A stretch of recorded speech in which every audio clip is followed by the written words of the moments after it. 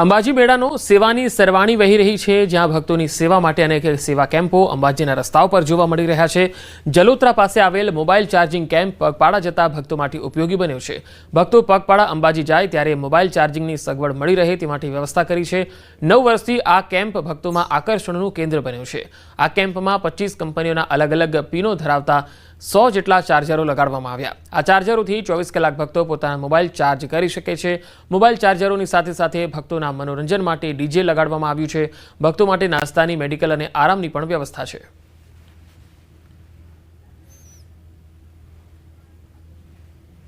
ત્યારથી આપણે વિચાર્યું છે કે ભાઈ મોબાઈલ ચાર્જ હોવો બહુ જરૂરી છે અને ખાસ આપણો ઉદ્દેશ્ય હતો મોબાઈલ ચાર્જિંગની સુવિધા અને ધીમે ધીમે માતાજીના આશીર્વાદથી ધીમે ધીમે દરેક વસ્તુ ડે બાય ડે આપણે પ્રગતિ કરી છે।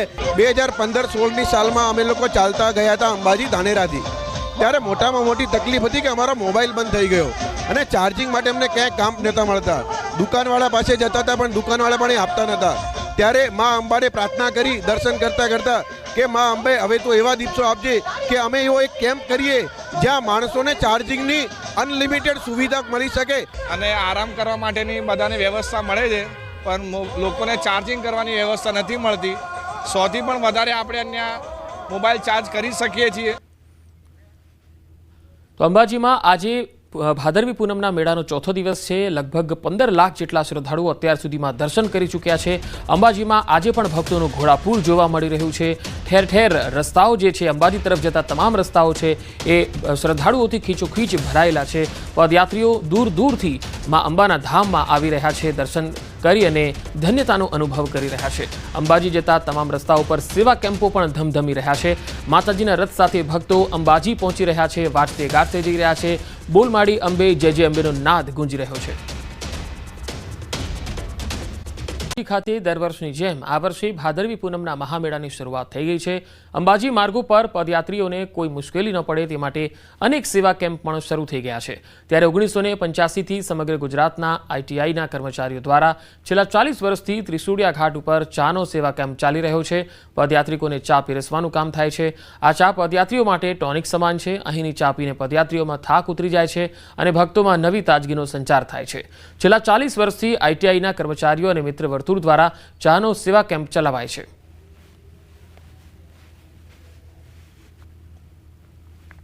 આમાં અમે અમારી જે ITIનો સ્ટાફ અને મિત્ર મંડળ જે સેવા કરીએ છીએ એ અમારી સેવાનો અમે માતાનો ભાવ નાખીએ છીએ અને માતાની અસીમ કૃપા બધા યાત્રિકો ઉપર હોય તો જ આ ચા બને અને માતાજીના પ્રસાદ રૂપે અમે આનું બનાવીએ છીએ। 41 વર્ષથી આ ચાનો કેમ્પ અહીંયા ત્રિશુલિયા ઘાટ ઉપર યોજાય છે અને જે અમે એમ કહી શકીએ કે અમારો 145 કિલોમીટરનો થાક આટલે આવતો પૂરો થયો, ઉતરી ગયો। તો ચા તો માની કૃપાથી અહીંયા જે બને છે એ અમે ઘરે પણ આવી બનાવી શકતા નથી અને અમારે તો માતા જે યાત્રિકો છે એ જ કહે છે કે તમે ચા જે 40 વર્ષ પહેલાં બનાવતા હતા એવી ચા આજે બને છે એવું લોકોનું મેં સાંભળીએ છીએ। પાલનપુર ITI દ્વારા છેલ્લા 41 વર્ષથી ચાનો કેમ્પ ચાલે છે। આપણે દ્રશ્યો પણ બતાવીશ કે જે પણ ભક્તો આવતા હોય છે તે ભક્તોને જય અંબે કહેવામાં આવે છે અને ચા પીવડાવવામાં આવે છે। દૂર દૂરથી ભક્તો પગપાળા આવતા હોય છે અને જ્યારે ભક્તો અહીંયા ત્રિશુલિયા ઘાટ પર પહોંચતા હોય છે ત્યારે ભક્તો થાકી જતા હોય છે, પરંતુ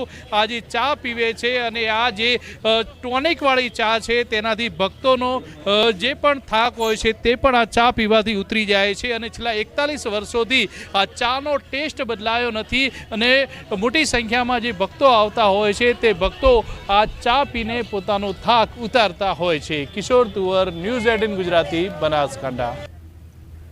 અંબાજી મેળાનો સેવાની સરવાણી વહી રહી છે, જ્યાં ભક્તોની સેવા માટે અનેક સેવા કેમ્પો અંબાજીના રસ્તાઓ પર જોવા મળી રહ્યા છે। જલોત્રા પાસે આવેલ મોબાઈલ ચાર્જિંગ કેમ્પ પગપાળા જતા ભક્તો માટે ઉપયોગી બન્યો છે। ભક્તો પગપાળા અંબાજી જાય ત્યારે મોબાઈલ ચાર્જિંગની સગવડ મળી રહે તે માટે વ્યવસ્થા કરી છે। 9 વર્ષથી આ કેમ્પ ભક્તોમાં આકર્ષણનું કેન્દ્ર બન્યો છે। આ કેમ્પમાં 25 કંપનીઓના અલગ અલગ પિનો ધરાવતા 100 જેટલા ચાર્જરો લગાડવામાં આવ્યા। આ ચાર્જરોથી 24 કલાક ભક્તો પોતાના મોબાઈલ ચાર્જ કરી શકે છે। મોબાઈલ ચાર્જરોની સાથે સાથે ભક્તોના મનોરંજન માટે ડીજે લગાડવામાં આવ્યું છે। ભક્તો માટે નાસ્તાની, મેડિકલ અને આરામની પણ વ્યવસ્થા છે।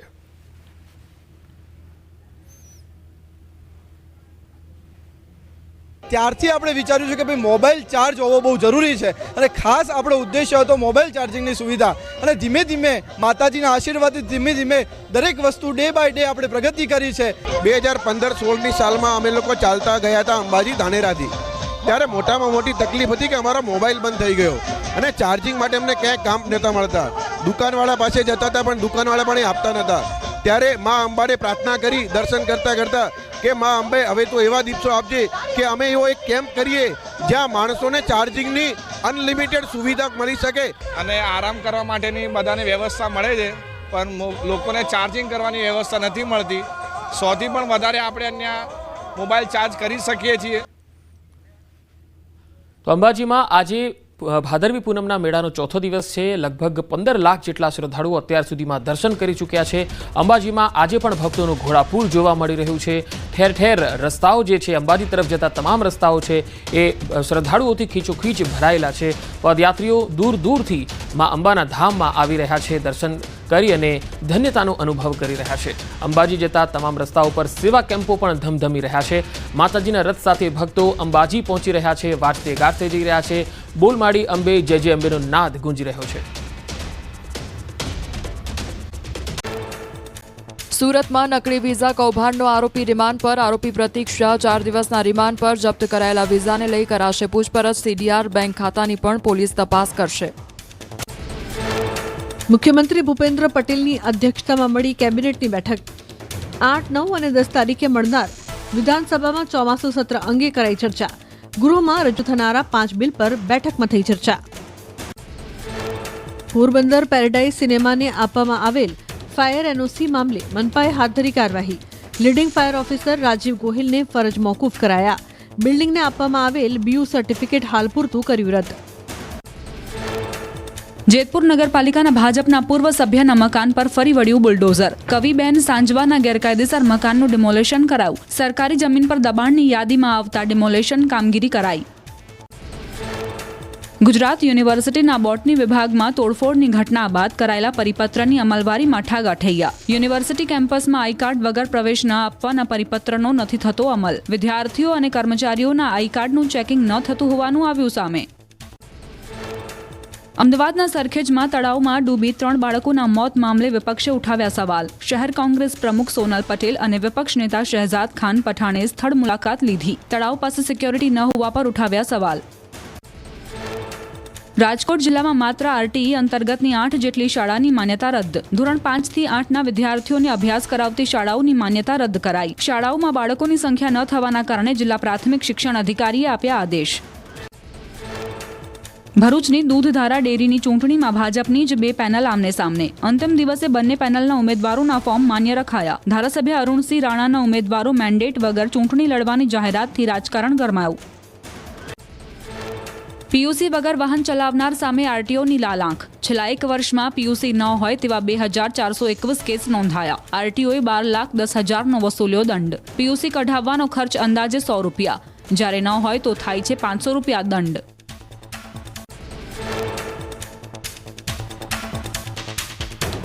વલસાડ ડાંગના સાંસદ ધવલ પટેલે વાપીમાં વન વિભાગ, મહાનગરપાલિકા અને ઈએસઆઈ હોસ્પિટલની લીધી મુલાકાત. દર્દીઓ સાથે વાતચીત કરી અધિકારીઓને જરૂરી સૂચનો આપ્યા. દર્દીઓને ખાનગી હોસ્પિટલમાં રિફર કરાતા હોવાની ફરિયાદને લઈને કરી તપાસ.